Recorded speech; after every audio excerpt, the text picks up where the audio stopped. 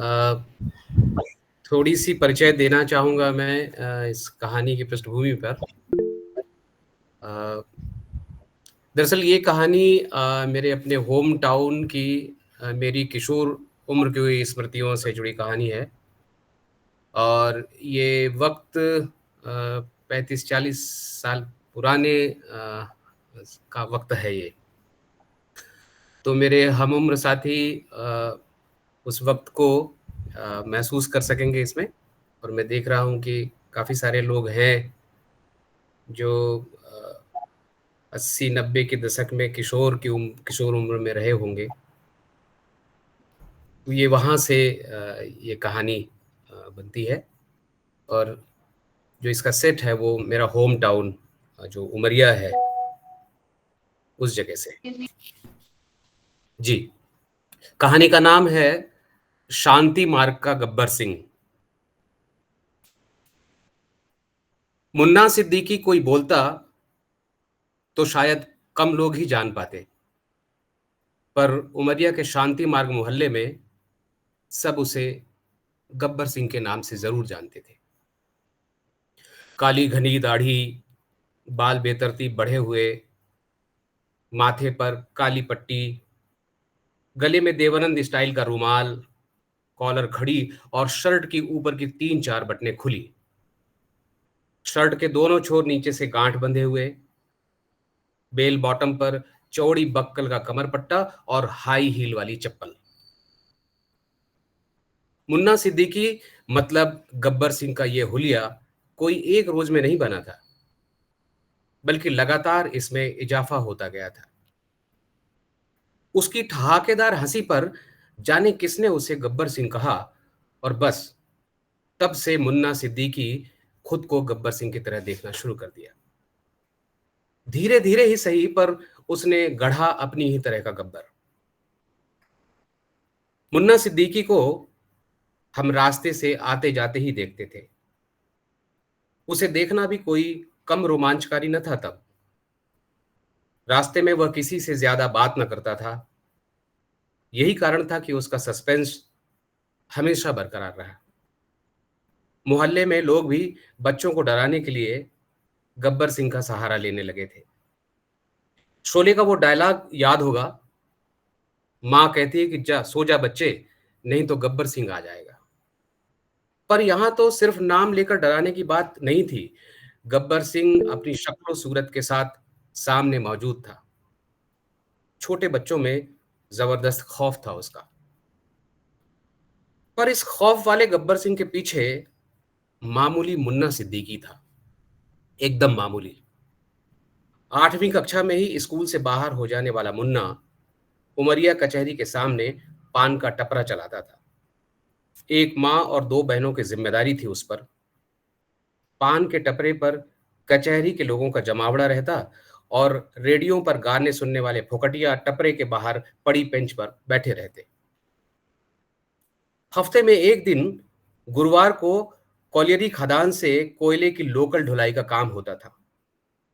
कॉलियरी के हर एक कर्मचारी को 2 बोरी कोयले घरेलू इस्तेमाल के लिए फ्री थे। उनके कोयला कार्ड पर गेट एंट्री होती थी।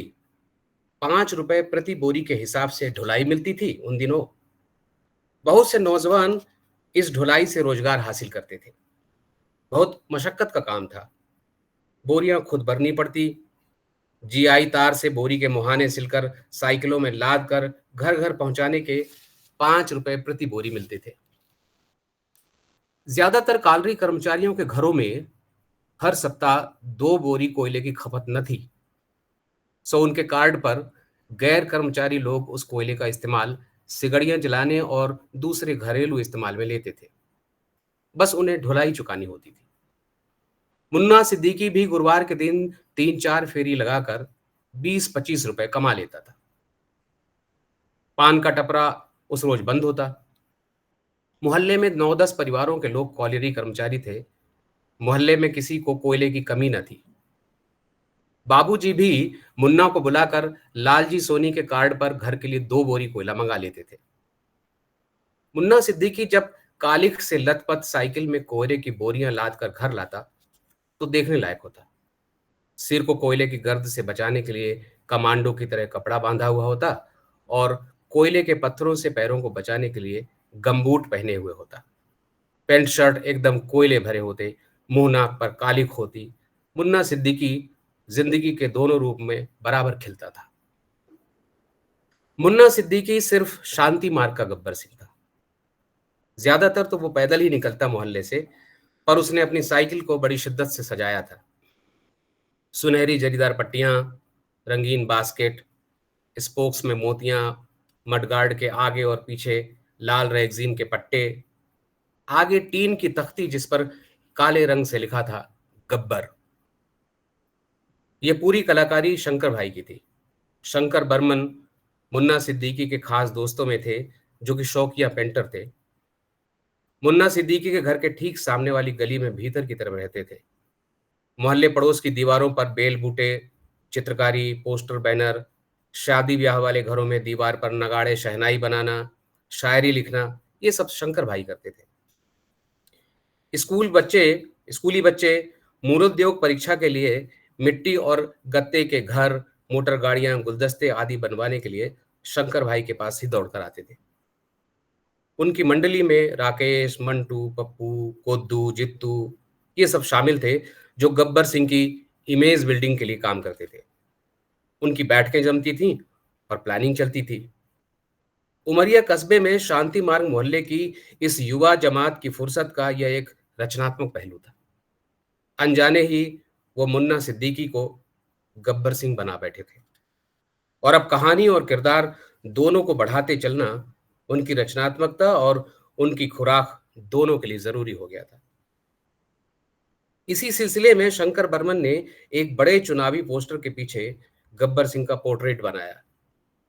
कमर तक के इस चित्र में खतरनाक चेहरा था, जिसकी घनी दाढ़ी, सिर पर साफा, दोनों कंधों पर बंदूकें और छाती से क्रॉस करते हुए कारतूसों के दो पट्टे, कारतूस का एक पट्टा कमर में, सेना की वर्दी वाली शर्ट जिनके कंधों पर फ्लैप, पॉकेट्स के ऊपर फ्लैप, बाहें फोल्ड की हुई और उन पर भी फ्लैप।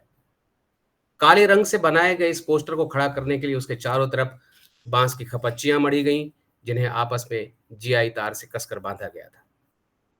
टीम की सलाह पर तैयार ये पोस्टर मुन्ना सिद्दीकी के घर की अटारी वाली छप्पर के नीचे खिड़की से सटाकर लगाया गया था। पोस्टर ऐसी जगह पर था जो दूर नीम के नीचे वाली सड़क से भी दिख सके। अब आते जाते सबकी निगाह उस भारी भरकम पोस्टर पर जाती थी, जिसमें अपनी तरह का गब्बर सिंह बनाया गया था। गर्मियों के दिन आ रहे थे, स्कूल की छुट्टियां शुरू हो गई थीं। हम दिन भर नीम के नीचे चिरंगे या फिर गिल्ली डंडे खेलते, और रात होते ही टीप रेस हमारा पसंदीदा खेल था। एक शाम हमें जानकारी मिली कि मुन्ना सिद्दीकी की अटारी की छप्पर में चोंगा बांधा जा रहा है, स्पीकर। हम झोंप लगाकर इकट्ठा हो गए। ये बड़ा रोचक था। नाटक, रामलीला, अखंड रामायण, भागवत कथा और मंदिर संकीर्तन के लिए तो चोंगे लगते देखे थे। मस्जिद में भी एक चोंगा परमानेंट लगा हुआ था, पर यह चोंगा गब्बर सिंह के घर के ऊपर क्यों बांधा जा रहा था, ये समझ में नहीं आ रहा था। शंकर भाई और पप्पू ऊपर चढ़े हुए थे। उन्होंने सामने की तरफ मुंह करके चोंगे को बांधा था, गब्बर के पोस्टर के ठीक ऊपर। अब टेस्टिंग की बारी थी। मंटू और राकेश इस काम में लगे थे। मंटू की रेडियो और टेप रिकॉर्डर रिपेयरिंग की वर्कशॉप थी, जो उन्होंने घर में ही बना रखी थी। कनेक्शन वगैरह जोड़ के टेप रिकॉर्डर का प्ले बटन दबाया गया। चोंगा तेजी से गरजा, ये दोस्ती हम नहीं छोड़ेंगे, शोले का मशहूर गीत बजा। फिर अचानक बंद हुआ। कुछ घर्र फर्र की आवाज आई। शायद कैसेट रिवर्स या फॉरवर्ड किया गया होगा। चोंगा एक बार फिर गरजा, अरे ओ सांभा, कितना इनाम रखे है रे सरकार हम पर। सरकार पूरे 50,000। चोंगा फिर बंद हुआ। शायद टेस्टिंग पूरी हो गई थी और अब कैसेट को एकदम स्टार्टिंग से लगाने के लिए रिवर्स किया जा रहा था।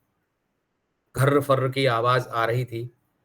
बाद में यह तय हुआ कि रात 8 बजे शोले का कैसेट चालू किया जाएगा, ताकि फुर्सत से रात 11 बजे तक सुना जा सके।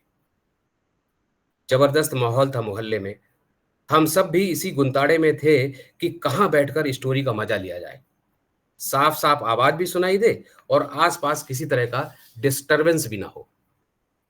स्टोरी शुरू हुई। सब जहां-तहां बैठे हुए शोले का आनंद ले रहे थे। सब अपनी-अपनी हम-उम्रों की जमात में थे। शोले का रस बह रहा था और मोहल्ले की रात रानी और मधुमालती की भीनी-भीनी खुशबू के बीच हम सब रामगढ़ में गोते लगा रहे थे। अब तो दिन, दोपहर, शाम, रात बस शोले ही शोले थी। जैसे ही कैसेट पूरा होता, पलट कर फिर लगा दिया जाता। पता नहीं कौन वहीं बैठे-बैठे कैसेट पलटने का काम करता था। सब तो यहां-वहां बैठे स्टोरी सुनते, आज तक पता नहीं चला कि ये कौन करता था। शोले की स्टोरी चलती ही रहती। बच्चे-बच्चे को एक-एक डायलॉग रट गया था। हम सब नीम के नीचे खेलते रहते या गप्पे हाँकते रहते और चोंगे से कभी ठाकुर चीखते, कभी गब्बर, कभी जयवीरू की नोक-झोंक, अंग्रेजों के जमाने के जेलर की डींगें, सूरमा भोपाली की बतौलेबाजी या फिर बसंती की बक-बक चलती रहती।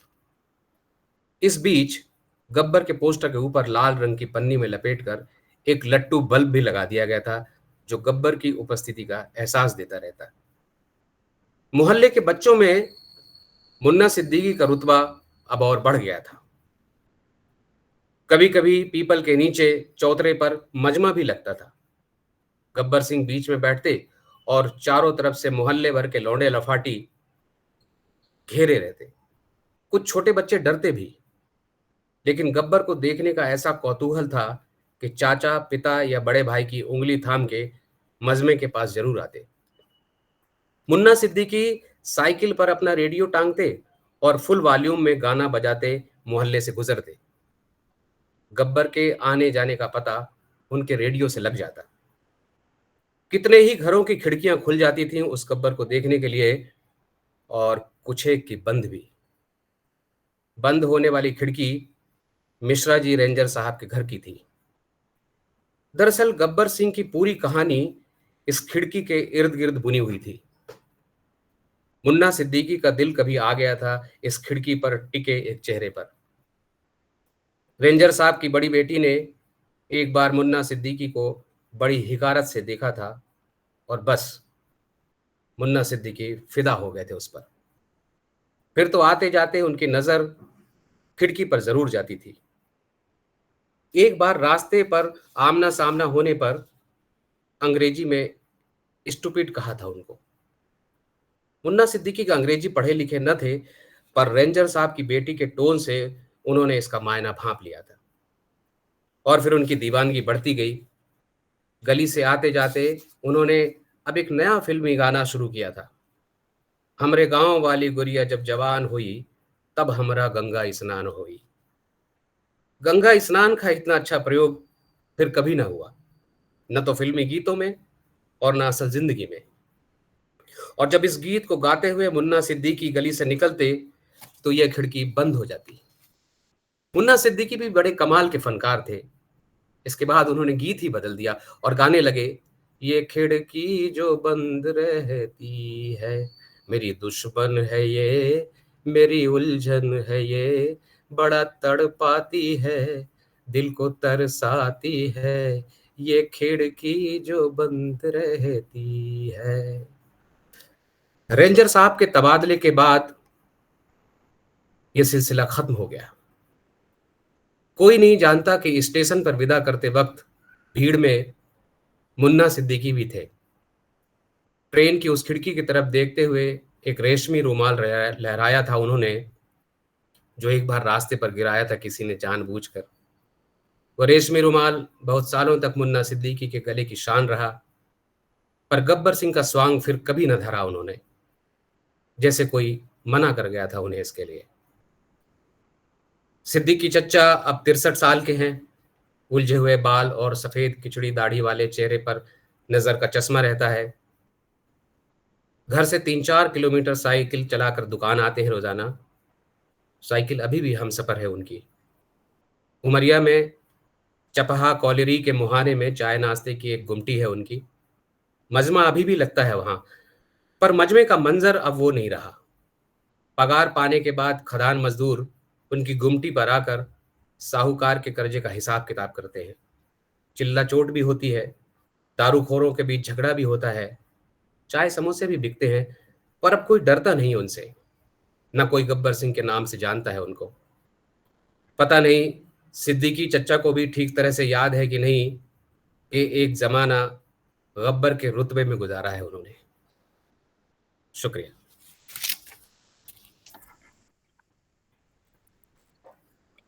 Thank you Anil ji.